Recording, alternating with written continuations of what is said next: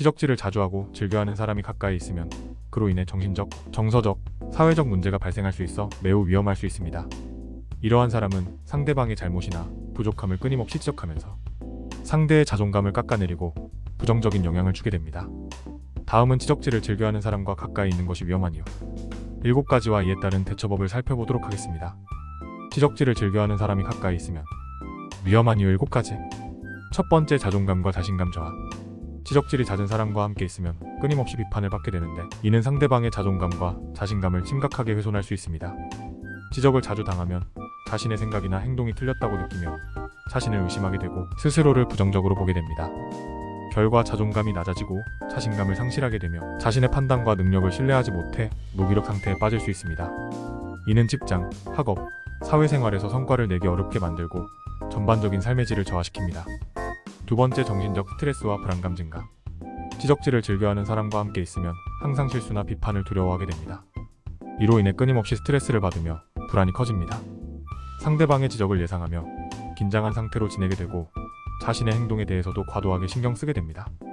결과 장기적인 정신적 피로와 불안 장애로 이어질 수 있으며 결국 우울증이나 스트레스성 질환에 걸릴 위험이 있습니다. 세 번째, 창의력과 자율성 저하. 지적질이 많은 사람은 자주 비판적이기 때문에 주변 사람들은 새로운 시도나 창의적인 생각을 두려워하게 됩니다. 항상 잘못될까 봐 걱정하게 되고 안전한 선택만 하려는 경향이 생기며 자율성을 잃게 됩니다. 이런 환경에서는 창의력이 억제되고 자신만의 방식으로 문제를 해결하거나 도전할 기회를 잃게 됩니다. 결과 개인의 성장과 발전이 제한되고 스스로의 잠재력을 발휘하지 못하게 됩니다. 이는 직장이나 학업, 개인의 발전에 있어서 도전 정신을 잃고 목표를 세우지 못하게 만듭니다. 네 번째, 관계의 불균형과 권력 남용. 지적질을 많이 하는 사람은 상대방을 통제하려는 경향이 강합니다. 이는 관계에서 권력 불균형을 초래하여 지적을 받는 사람이 점점 더 수동적이 되고 지적하는 사람에게 의존하게 되는 상황이 발생할 수 있습니다. 상대방이 자신의 의견을 표현하지 못하게 하고 지적받지 않기 위해 상대방의 생각에 순응하게 만들기도 합니다. 결과 관계에서 상호 존중이 부족해지고 심리적 의존 관계가 생기며 건강한 관계를 유지하는 것이 어려워집니다. 이는 결국 관계 파괴로 이어질 수 있습니다. 다섯 번째, 부정적인 에너지 확산. 지적질이 많은 사람은 주로 부정적인 관점에서 상황을 바라보기 때문에 그들의 말과 행동은 주변 사람들에게도 부정적인 영향을 미칩니다. 이로 인해 대화와 상호작용이 주로 비판적이고 부정적인 방향으로 흐르며 부정적인 에너지가 주변으로 확산됩니다. 결과 이는 사람들 사이에서 부정적인 감정을 유발하고 분위기를 무겁게 만듭니다. 장기적으로는 인간관계 자체를 해치며 사람들 간의 신뢰와 친밀감이 손상될 수 있습니다. 여섯 번째, 정서적 지지 부족. 지적질을 즐겨하는 사람은 다른 사람의 감정이나 정서적 필요에 대해 잘 공감하지 않으며 정서적 지지를 제공하기 어려운 경우가 많습니다. 상대방이 힘들거나 어려움을 겪을 때 그들을 이해하고 지지해주기보다는 오히려 비판이나 조언을 하려고 합니다. 결과 정서적 지지를 기대하기 어려워 지적질이 많은 사람과의 관계는 정서적으로 고립된 느낌을 받을 수 있으며 장기적으로는 그 관계에서 심리적 안정을 찾기 어렵게 됩니다. 일곱 번째, 자아 실현의 방해. 끊임없이 비판을 받으면 자신의 자아 실현에 장애가 됩니다. 자신을 발전시키거나 새로운 도전을 시도하기보다는 계속해서 다른 사람의 기준에 맞추려 하게 되고 자신만의 방식으로 삶을 개척하는 대신 소극적으로 행동하게 됩니다.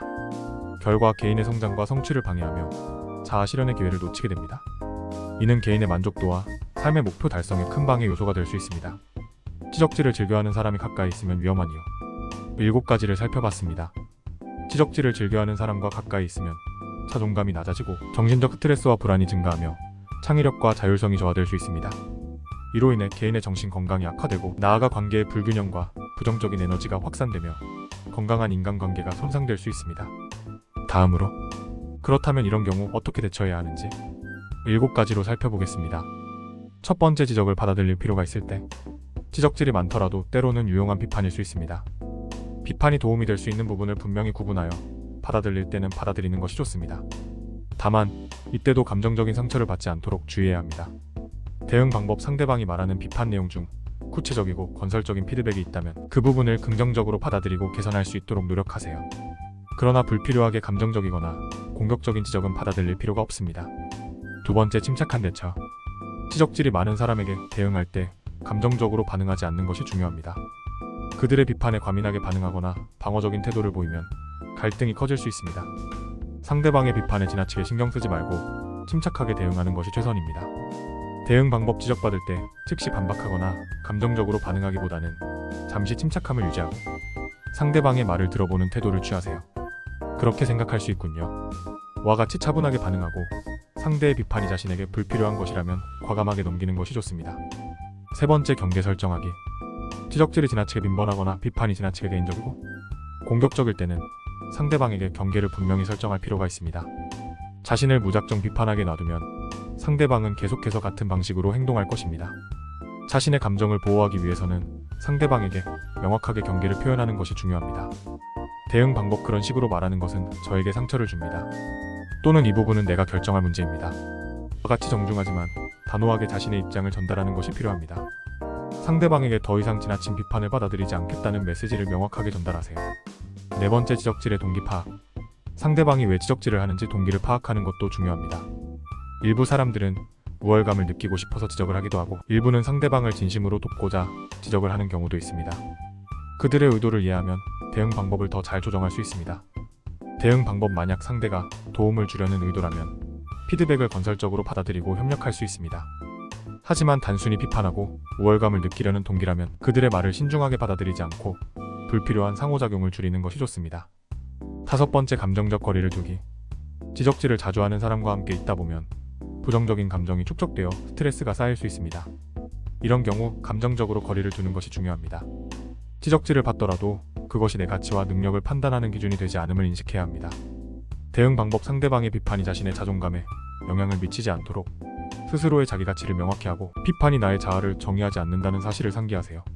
이를 위해 지적을 듣는 순간 감정적으로 과도하게 반응하지 않도록 스스로에게 시간을 주고 상황을 객관적으로 바라보는 연습이 필요합니다. 여섯 번째, 적절한 피드백 돌려주기.